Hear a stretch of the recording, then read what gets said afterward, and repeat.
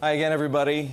I'm Erik Schatzker. I'm the editorial director of Bloomberg New Economy. Next to me on my left is a man who in this town needs no introduction, but for those of you who are turning in from afar, this is Anthony Scaramucci. He's the founder and CEO of Skybridge Capital. We've known each other for an awfully long time, and it's always a pleasure and good fun to talk to Anthony. It's good to be here, guys. Thanks for staying late. Anthony. Yeah. I think I need to start with a question that is in all likelihood on everyone's mind here in this room and elsewhere. How is it that you lasted only 11 days as the White House communications director and Pete Hegseth is still the defense secretary? All right, so I'm going to give a serious answer to that, actually, because I think it's interesting. So the Trump won, I think this is the big problem. Trump won was a lot of different people that frankly, President Trump did not know. And so I can take you to Wednesday, November the 9th, 2016, and tell you where I was at 11 a.m. I was at Trump Tower in the 26th floor office of President-elect Trump. He had just won the election. None of us had slept. And if you saw him in that moment, he's actually been pretty honest about it in forward interviews. He was tentative.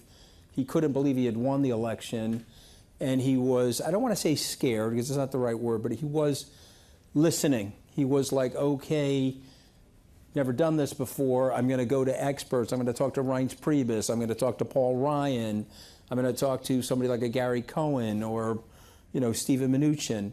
And so he was in a position in Trump 1 where there was a lot of people around him that said, hey, you can't do that, or don't do these tariffs, or don't do this, or don't do that. And so, General Kelly fired me. The reported story was I got fired because of a conversation I had with the New York Magazine person. We'll go with that story. But the truth of the matter is, when Trump hired me, he was fighting with Reince Priebus, and so he told the White House staff secretary to have me report directly to him. And so if you read the memo, he literally said to Priebus, I don't want your taint on Scaramucci. He's going to report directly to me. So the next chief of staff, there was no way I was staying, Erik. The minute he did that, I knew it was a short stay at the White House, which is why I didn't go look for an apartment or anything like that. I was in the Trump hotel. But Trump wanted Bannon gone. Got that done. Trump wanted Priebus gone. Spicer quit before I got there, so we didn't have to do anything there. But it's a different White House today. And this is a White House of people that are afraid of Donald Trump. And this is a White House of people that all of those, what I would call garden variety establishment Republicans, are not on the premises. And so that's the reason why he's there. And I like him. I work with him at Fox News. I like him. But he should not be the defense secretary. And you can't do what he did. And of course, we know that there are privates in the American military that would be court-martialed and disgraced if they did exactly what he did. And so when he does all the bro-vet thing, and I guess he's calling these people war fighters now as opposed to soldiers and all that nonsense, you really should resign, because you're hurting all of those people by the example that you're setting. I do want to remind everyone that you can submit questions. I have an iPad here. I'd love to weave them into the conversation with Anthony, so please don't hold back. He won't, I guarantee that. Actually held back on that one a little bit, actually, but we're warming up. We're warming up. Started, Anthony. I'm trying to feel out the crowd a little bit. They seem very serious, the crowd. Okay.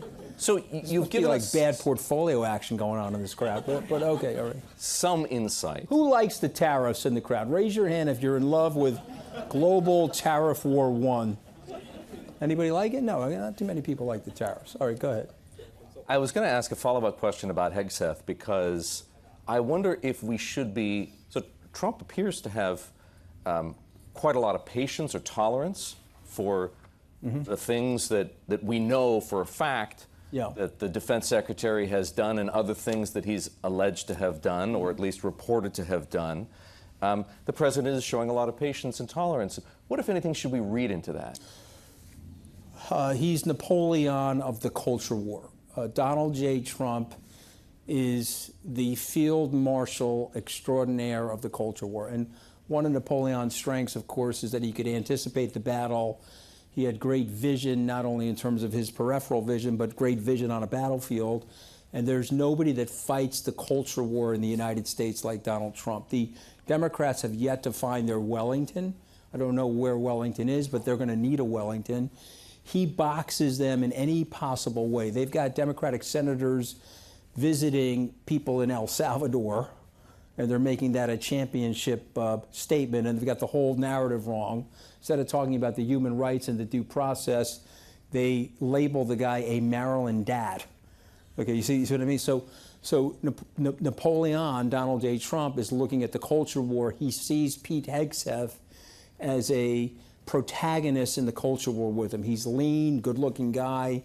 He's fit. He's going to go out there and be a bro with the troops. He's going to wipe out DEI generals. He'll do anything I tell him to do at any moment. And I'm fighting a culture war. And the culture war is way more important to me. And my job when I get up in the morning is to own the liberals. How do I own the libs? And if I leave Pete Hegseth in place, I am owning the libs in the country, even if he's not right and competent to be the head of staff at the Treasury Department. Forgive me for interrupting, but what if this report by the recently resigned Defense Department spokesman is, what if he's saying is true, that there's a full-blown meltdown, in his words, underway at the Defense Department?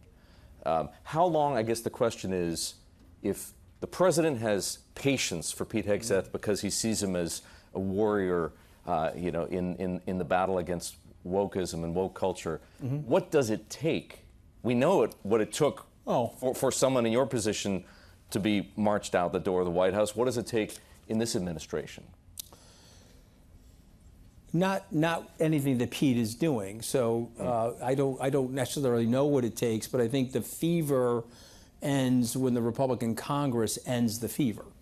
And so if Thune could end the thing tomorrow, he would just have to say, okay, look, I'm done. McConnell, me, Murkowski, maybe Susan up in Maine, we're all going to caucus with Schumer. We're done. Okay, we're going to take back tariff power. By the way, we're going to emasculate you in this job. And oh, by the way, since we're going to lose the midterms, you're going to get a shot at getting impeached here. And by the way, we didn't vote for your impeachment last time on the 7th of January, which we should have, but we're going to do it now. And so that would stop it. Okay, and so they're still afraid of him, but he is a decaying political asset. As you head into the midterms, he's decaying. Now, he's putting out numbers. He's saying he's very proud of, very happy of his poll numbers. He's at 45%. He's at 36% on dealing with the tariffs, 41% in dealing with the economy. They're not great poll numbers. He's had the worst start of an American presidency since 1928.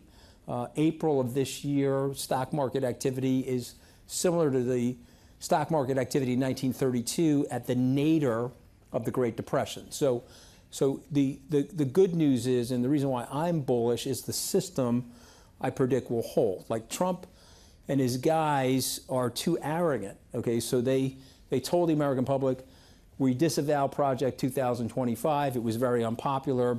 People wanted to believe him. He's very good at that. He knows how to lie to you and get you to give him the benefit of the doubt and get you to believe him, until he tells like 30,000 lies a minute.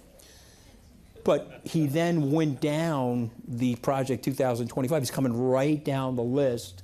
He's doing every single thing that he said he would do in Project 2025. And so they're very, very arrogant about it, and they're trying to weaken and blast. They're trying to liquidate the constitutional system that has existed for several hundred years in the United States. It didn't even get liquidated during the Civil War. And so I'm emboldened by the Supreme Court decision, the 7-2 decision over the weekend. I'm emboldened by the poll numbers, and I'm emboldened by, he thinks he's too cute by half. He's going to either declare martial law and try to stop an election, or he's going to say that he's deserving of another election, the whole election denial nonsense and things like that. But I think the system is going to hold. I think the system's going to push him back very hard. Your criticism of the president obviously precedes this conversation, and it's no secret. It's not the reason that we asked you to come here. We asked you to come here because we know you speak your mind, you're honest about your feelings and your analysis, and also because you have some unique insights into the president himself, right? Into the way he runs his administration and the dynamics of the White House. How, with that in mind, do you think President Trump is feeling right now about his second term? Well, I want to address what you're saying. So, remember, I worked for him for 9 months. Mm-hmm. I did 71 campaign stops, hundreds of hours of media advocacy. I'm from a blue-collar family about 20 miles from here out on Long Island.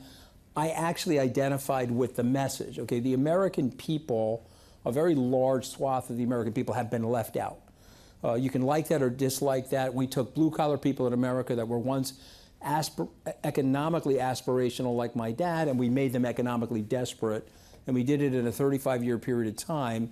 And we left a vacuum of advocacy from establishment politicians. These people would have voted for, their grandparents would have voted for Lyndon Johnson or FDR. And so Trump came in there with this message that was resonating to them. And yes, it was also resonating to me, even though I went on to Wall Street and have had some financial success. My cousins are clamming out on Long Island. They're cutting bologna and deli meat. They're installing auto glass. And many of them are diehard Trump supporters. So I'm laying that as a framework for you. So I was with him. And I obviously went to work for him. When he fired me, I stayed with him. You may or may not remember that. But it wasn't until 2019 where I said, okay, I've got to be honest, just like in your portfolio, I've got a position on that is not working. I'm emotionally tied to the position, but I've got to sell this position because this position is really not working, and he's not the right person for this job. He doesn't have the right temperament. He doesn't have the right personality. He doesn't like the system. He was telling members of the Congress that they work for him. They were like, no, we're in a separate article of the Constitution. We don't work for you. Okay, he doesn't like the system. So I want to explain that as the bedrock for what I'm saying. So I think he's happy with where he is right now. Okay. And I think he likes the chaos that's going on. And I think that there are two things that drive Mr. Trump, President Trump. There are attention and money. And he's made gobs of money since he arrived in the seat again. He made $1 billion off the crypto. He's made money from various other things that he's working on. God only knows what he's doing. We're now in the golden age of corruption because you can take a look at what goes on in the trading activity. Go to your Bloomberg terminal, look at options activity before announcements are made. And, okay, who's minding the stores or anybody going to get control of the situation? So we're in the golden age of corruption. He's making a ton of money, and he's getting a tremendous amount of attention on him. And he's doing something that they wouldn't let him do in the first term, which is he's having a press gaggle every 5 seconds. He's got the press with him on Air Force One. He's got the press with him in the Oval Office. We're running a reality television show out of the Oval Office, and he's the television producer. And if you know anything about reality television, you need conflict and you need chaos to keep everybody riveted. And so yeah, I think he's very happy with where things are right at this moment. You know, our understanding as outsiders is that the president can be impressionable, that it really matters who he trusts at any given moment. It really matters who he's listening to at any given moment. And there's reason to believe that over the past 92 days... That's Trump 1, Erik, but go ahead. Well, yep. Could be Elon, right? Could be Howard Lutnick, could be Scott Bessent, could be Peter Navarro. Mm-hmm. Who has his ear right now? I don't think any of them have his ear. Really? No, I think he's running off of his own internal mechanism. You each know narcissists. You know, maybe there's some in your families, maybe you're working with a few, maybe you dated one, maybe you married one, I don't know. But you've never met one like this. Okay, this is the purest of the pure that you can get. Okay, this is like refined perfection, narcissism in a jar. And so what do you want? You want attention, you want dissent, you want all eyes on you, and you want to prove to everybody that you don't need anybody, and that you're doing it. And so when they're in their obsequious cabinet room and they're chanting to him like he's like a North Korean dictator, and they're, they got like the symbols like the monkeys, and they're going, "You're great, and you're so great that I mentioned 5 minutes ago how great you are." He's laughing at them, actually. He can't believe that they're doing that. Like, he put those billionaires behind his family because he wanted to send a message to everybody. Look at these dopes. They're behind my family. I got them all kowtowing to me. Can you believe these dopes? And I got my cabinet people behind them. You see what he's doing? So no, he's not listening to anybody. And anybody that thinks that he's listening to anybody, then they really don't know him. And there's a reason why a lot of people are like, "Hey man, I'm not going back to work in the White House. I can't do this. Can't ruin my family for this." He's not listening to anybody. All right, but go ahead. As we have heard on more than one occasion today, there's a lot of frustration in corporate America and on Wall Street with the amount of uncertainty, policy uncertainty, economic uncertainty. Why do you think, Anthony, the president seems so much less concerned and less responsive to the markets than at least we remember him being in the first term? Okay, it's a great question. He's 78 years old. This is a vengeance tour. This is not a Make America Great Again tour. This is his vengeance tour. And so he likes the havoc that's being wreaked in the markets because it's hurting a lot of people. It's not really hurting him. He's insulated from it. And it's a vengeance tour. But I will say this about the CEOs, that we have had an arms race in this country of distrust. It probably started 40 or 50 years ago with Watergate, and it's gotten worse and worse and worse. And so when you poll the American people, do you trust the politicians? They say, no, we don't trust the politicians. And now we're in a series, we're in a culture, I don't want to say a series because it's a little bit more severe. We're in a culture of selfishness. So their CEOs are going to come sit on this couch and they're going to say, I hate the tariffs. Wow, what a disaster. I can't speak out about it.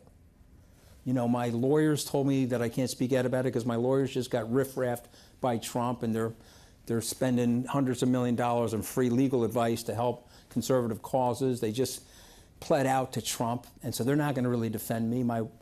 My spouse doesn't want me to do it. My board doesn't want me to do it. So you know what? I'm not going to do it.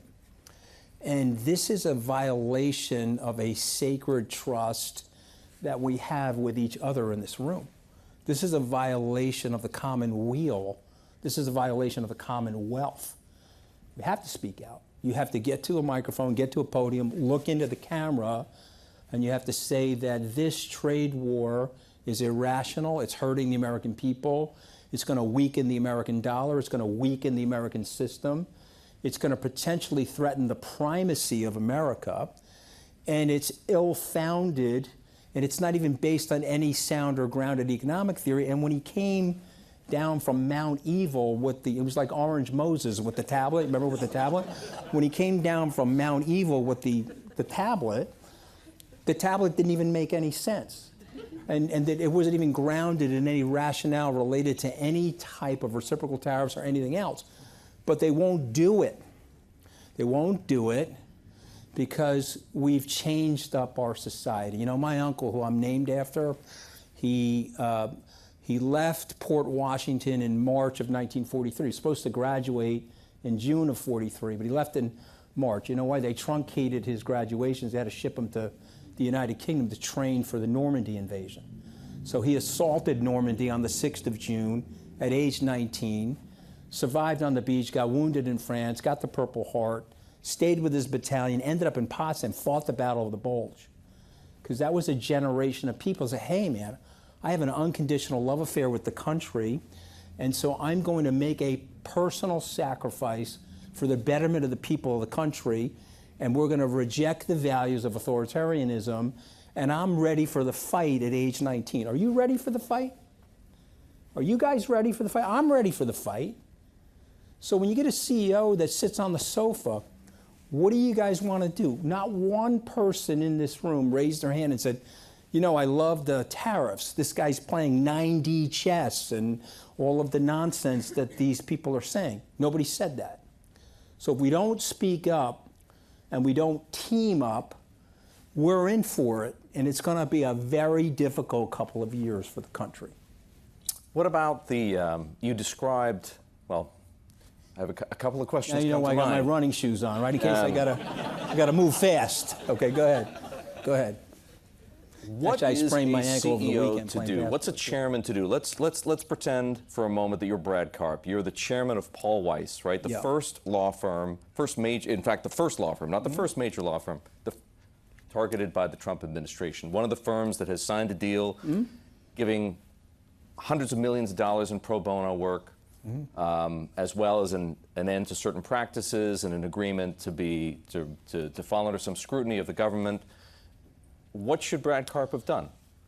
So I want to be sympathetic to him because I don't necessarily think there's anything else he could have done, but there's something. Well, there's something broader happening. Okay, the founders of the country wanted the government off the back of the people. Okay, the government works for us. We don't work for the government. The founders of the country did not want the weaponization of the government. Okay, the Democrats have also weaponized elements of the government. They've done this to each other, and so now you have a whataboutism that's going on, and Trump is just flexing a little more muscularly this weaponization. If you're running that company, Brad Karp, you want to call a law firm with private practice, and you've got all those people that are under you, and you have a responsibility to those people, if you're going to fight him, now Wilmer Hale decided to fight him. I think there were a few others, Perkins Coie, a few others. Okay. Covington and Burling. So the only at least one that I'm missing. The only thing he could have done in hindsight is he could have gone to 50 of those firms. Again, this is in hindsight. I like Brad. I know Brad. He could have called those firms, and he could have said, hey, listen, they're coming for me. I'm the first domino, because this is how it works, guys. They hit a few dominoes, and then they're going to hit your domino. Okay, well, they haven't hit your domino yet, so you're fine, but they're coming for your domino. Okay, so to hit him, he should have got on the phone and called 50 of the top law firms in the country. He said, okay, they're hitting me right now. They're coming for you. We can make a decision here. We can team up with each other and join forces, and we can fight them together. If they come after me right now, I have to capitulate. Okay, and then you're going to capitulate, and then you're going to. They didn't go after 50 law firms at once, because that's not the MO. Read the report. I read all 900 pages of it. These guys know exactly what they're doing and how they're doing it. Okay, they want to weaken the media. They want to weaken the corporate establishment. They want to weaken the legal system, and then they want to flex on everybody. And by the way, they've now decided something that Thomas Jefferson would be like, wait, what? What are you doing exactly? So you're endowed with inalienable rights from the Creator. Okay, and Jefferson didn't even believe in, you remember he cut all the stuff related to Jesus out of his Bible. If you go to Monticello, you can see it all cut out. But he was a Gnostic, right? He said probably something, but in the Declaration of Independence, your rights are tied to your body. Habeas corpus, your rights are tied to your inalienable rights from the Creator. The Trump administration is saying, no, no, no. If you're in the country, you've got the rights, and if you're a citizen, you do. But if you're in the country and you're not a citizen, then you don't have the rights. Okay, that is a direct violation of the sacred, inalienable concepts that the country was created on. Does everybody understand that? And so if you're not going to fight that, they will come for you. They're not going to come for you today, but they will eventually come for you because they will arbitrarily decide that somebody in your family is MS-13.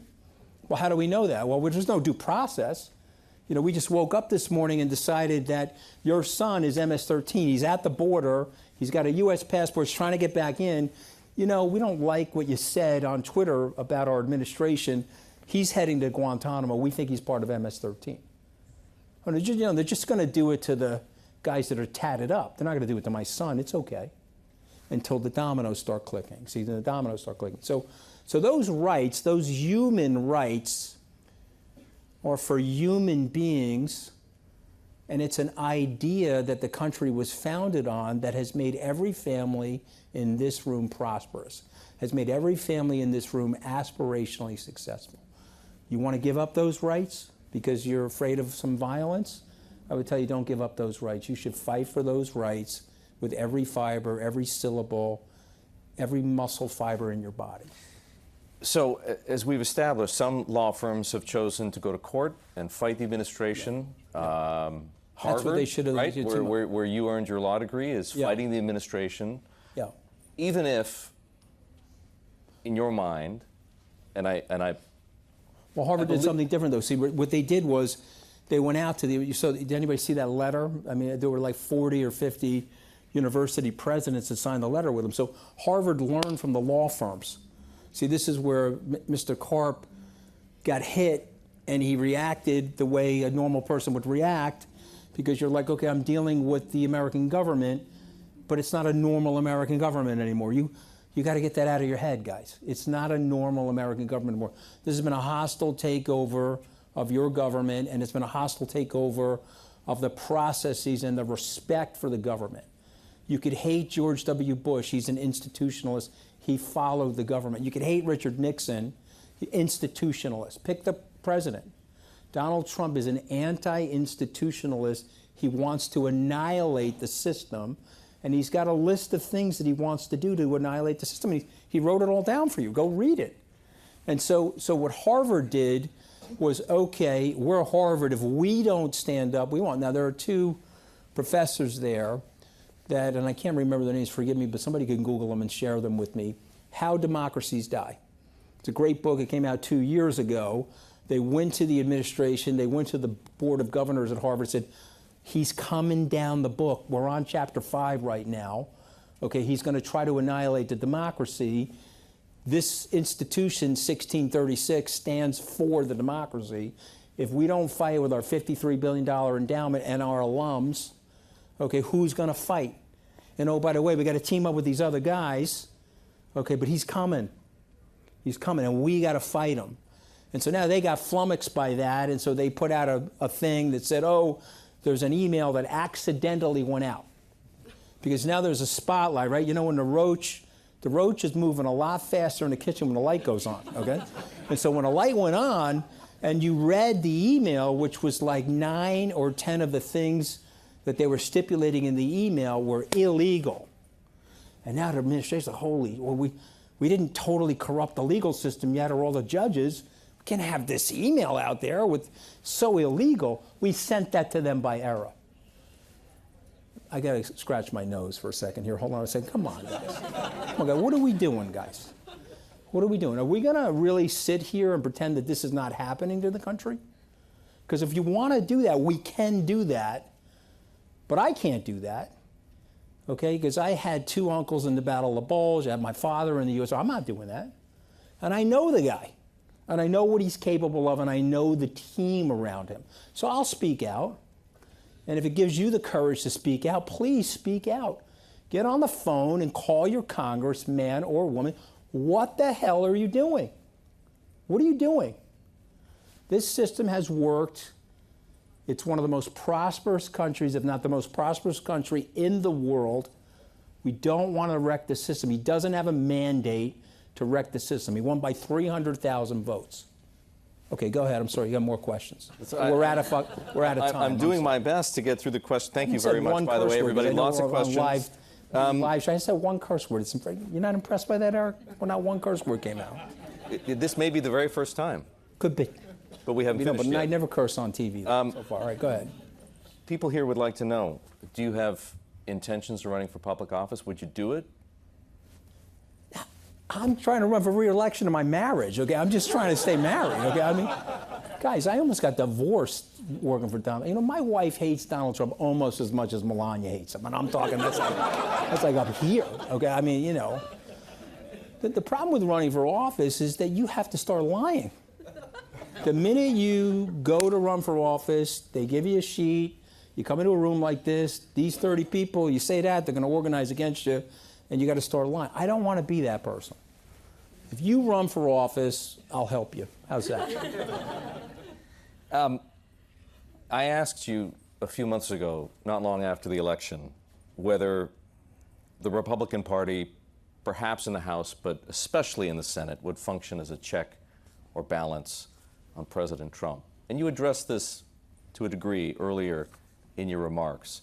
The answer, of course, is no, at least not yet. No, they're too afraid. What, if anything, would change that? You, the people in this room, their donors, phone calls, CEOs that took the Harvard way. If the top Fortune 50 or the S&P 50 got together and said, hey, man, remember, he can get you. He's the government. He's, 25% of our GDP. He can get you if you're acting alone, but he really can't get you if you're acting in a consortium. And so if you told me that the S&P 100 went to John Thune and said, hey, man, we don't like this, and we're just letting you know, we're going to find candidates that are going to defeat you guys that are not as crazy as you people, okay, and that would stop it. You predicted earlier that the midterms Yeah. would go poorly for the Republican Party. If the current, so the best thing that the Republican Party has going for it, this current Republican Party, are the Democrats. I've never seen a group of people that are in more disarray or don't understand the culture war that they're fighting or don't understand where the middle of America is. I don't understand. It's unbelievable. But I predict that Trump is going to arrogantly make so many mistakes that you're going to hold your nose and you're going to vote for them.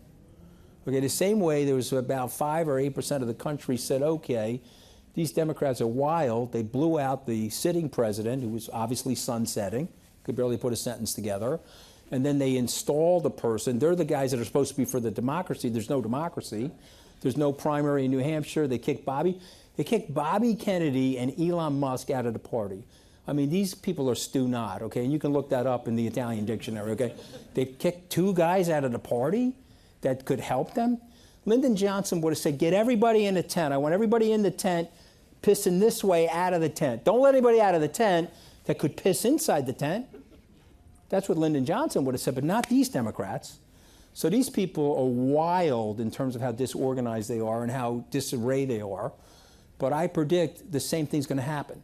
People voted for Trump. They said, okay, wow, we don't know her. We gave her 107 days to litigate her case. We don't know her. You know, Trump won wasn't so bad. Hold my nose, vote for Donald. You know how many Wall Street people I know that did that? And you know Wall Street people. So I think that's what's going to happen. I do believe that. I'm bullish that he gets annihilated. I'm bullish that the system holds and this perversity of what they're doing to the American people and the world will be stomped out by the American people. But we need people to wake up, and we need people to get up and say, hey, you're right, and we got to figure this out, and we got to get some smart people in the game. You know, these sycophants are ridiculous. I mean, we do have to finish. If you run your company like the cabinet meeting, I mean, my God, right? You'd be really bummed out, man, right? Erik, you look so good today, and by the way, you're doing just such an amazing job as a journalist, Erik, and I'm just so proud to be on this stage with you, Erik. And I love your suit and tie. Where are the symbols? What they're like hand signals or what? Oh, the symbols. Erik, fantastic. I want you to finish by second guessing yourself. Yeah. How and why might you be wrong?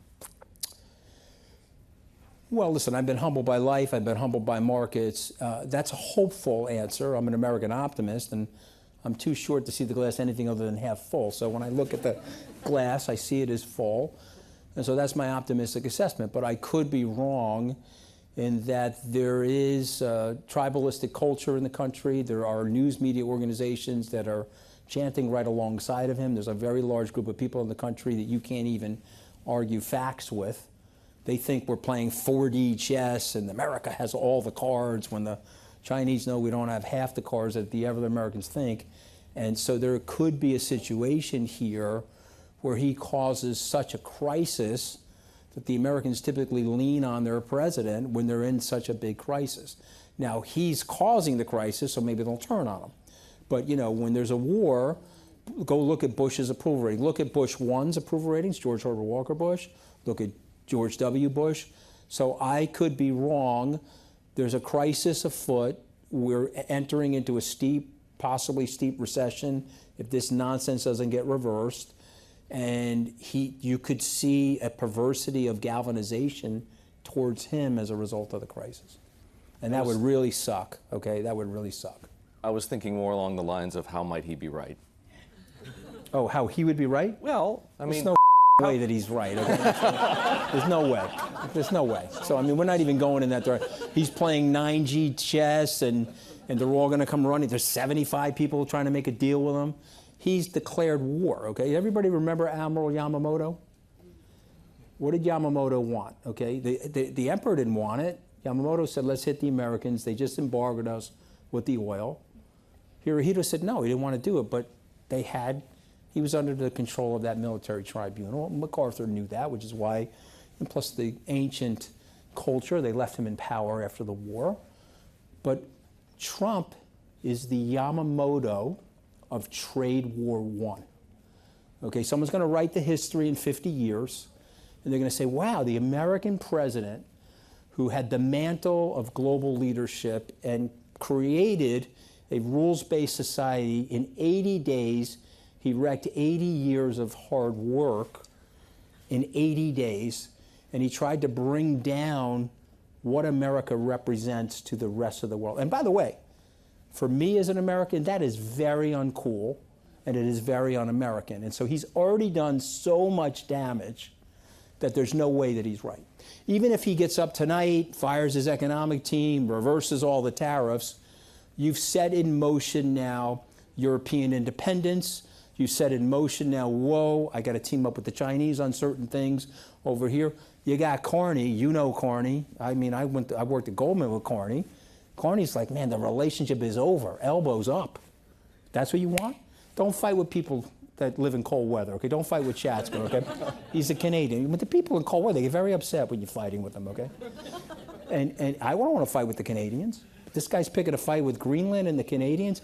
He's done unbelievable, systemic, irreparable damage.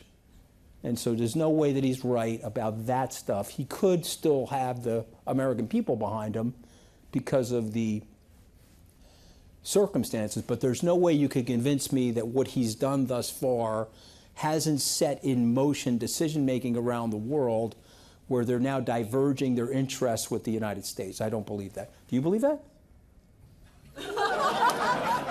You look great, though, with the hair and everything, and the glasses. I mean, phenomenal. I mean, you really just pitch-perfect anchor person. We could keep going, but I'm respectful of your time, so please join me in thanking Anthony. Thank you, guys. I appreciate you.